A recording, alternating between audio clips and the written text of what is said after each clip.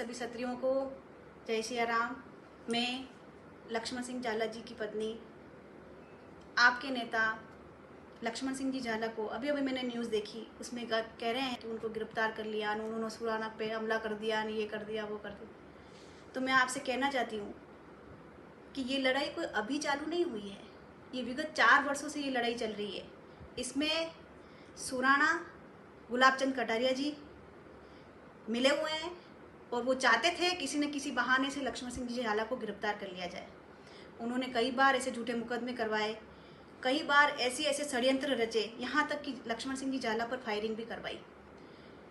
मैं आपसे पूछती हूँ कि क्या फायरिंग करना बहुत बड़ा गुनाह है, या आप मौके पर जाते हो, कोई गरीब आपको बुलाता है, कहता है सर कोई आया है हमारी ज़मीन पे कब्जा कर रहा है, आप आइए, तो आपका फ़र्ज़ क्या बनता है नेता होने के नाते? आप उस ज़मीन पे जाओगे? प्रेम सिंह जी और भंवर लाल की ज़मीन जो 1984 में सुराना के परिवार ने उनको बेची थी, उसका पिताजी मर गए, उसका सुराना का जो बेटा है वो अभी 70 साल से ऊपर होगा। इतने सालों में वो कभी उस ज़मीन पर नहीं गया। अचानक से उसने उस ज़मीन पे जाना स्टार्ट किया और उन लोगों को, गरीबों को वहाँ से बेदखल करने का षड्यंत्र रचा। जब वो लोग हमारे पास आए तो हमने उनकी मदद करनी चाहिए। मदद करने के लिए जब वो बुलाते हम लोग जाते। इसमें कोई गुनाह नहीं है। हर एक नेता जाता है, हर एक गांव का सरपंच भी होता है तो भी जाता है, वहाँ का रहने वाला होता है तब भी जाता है। जब आपको कोई अन्याय दिखे तो आप वहाँ जाकर खड़े नहीं रहोगे। ये हमारा क्षत्रिय धर्म का एक उसूल है कि जब भी कोई गरीब बुलाता है हमको वहाँ जाना चाहिए। मेरे पति 4 सालों से वहाँ जा रहे हैं, कोर्ट में केस चल रहे हैं, 15-20 केस उसने भी किए हैं, 15-20 केस हमने भी किए हैं। उसने हम पर फायरिंग भी करवा दी, हमारी गाड़ियाँ जला दी। तब क्या पुलिस ने उसको मुलजिम बनाया क्या? मैं आपसे पूछती हूँ, और क्यों नहीं बनाया? क्यों? क्योंकि उसके पीछे एक नेता है। जब हमारी गाड़ियाँ जली तब उसको मुलजिम क्यों नहीं बनाया? क्योंकि उसके पीछे एक नेता है और वो नेता गुलाबचंद कटारिया है।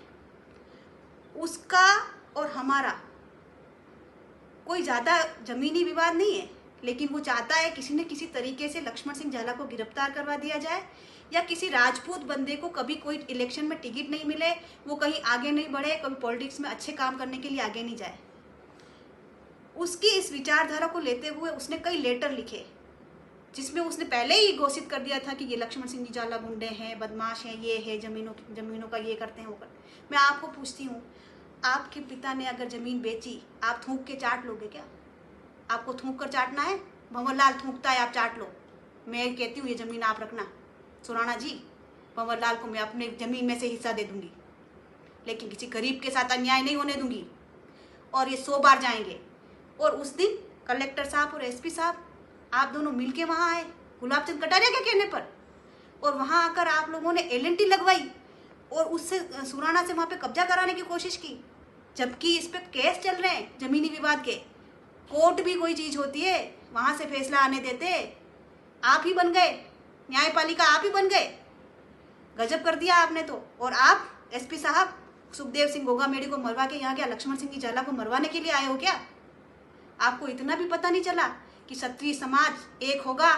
वहाँ से तो आप यहाँ आ गए। यहाँ आप क्या करोगे? मर्डर करवा दोगे? सुराना तो पहले ही गोलियाँ चलवा चुका है, उसने हमारी गाड़ियाँ जलवा दी। अब आप और कलेक्टर साहब मिलके षड्यंत्र कर रहे हो, एक राजपूत नेता को मारने का षड्यंत्र कर रहे हो आप। इस गिरफ्तारी से कोई फर्क नहीं पड़ता। ये गिरफ्तारी में आपको एक बात बताना चाहती हूँ, पुलिसकर्मी वहाँ मौजूद थे, उनके सामने अगर किसी ने उसको लाठी मारी है ना, तो लक्ष्मण सिंह जी झाला ने उसको लाठी नहीं मारी, और लाठी मारने पर 307 बन जाती है। तो मुझे बताइए फायरिंग पर करने पर कौन सी धाराएं बनती है? क्यों नहीं गिरफ्तार किया अब तक सुराना को? आप करते, अगर आप सही होते तो आप दोनों पक्षों को देखते। आपने एक पक्ष को देखा, मतलब आप गुलामी कर रहे हो उस गुलाबचंद कटारिया की। और मुख्यमंत्री जी से जो लेटर उसने लिखवाया है, मैं आपको कहना चाहती हूँ मुख्यमंत्री जी को कुछ पता भी नहीं होगा। और भारतीय जनता पार्टी के मैं खुद जिला परिषद मेंबर रह चुकी हूँ। इस तरीके से आप नहीं कर सकते। मैं क्षत्रिय समाज को कहना चाहती हूँ, अगर आप एक नेता खोना चाहते हो गोगामेड़ी की तरह, तो एक मत होना, वरना कल सुबह आपको आना पड़ेगा एक नेता के लिए, अपने समाज के लिए, आपके उस बेटे के लिए जो आपके हर दुख सुख में आकर खड़ा रहता है। कमागणी आप सबको कल का न्योता मेरी तरफ से।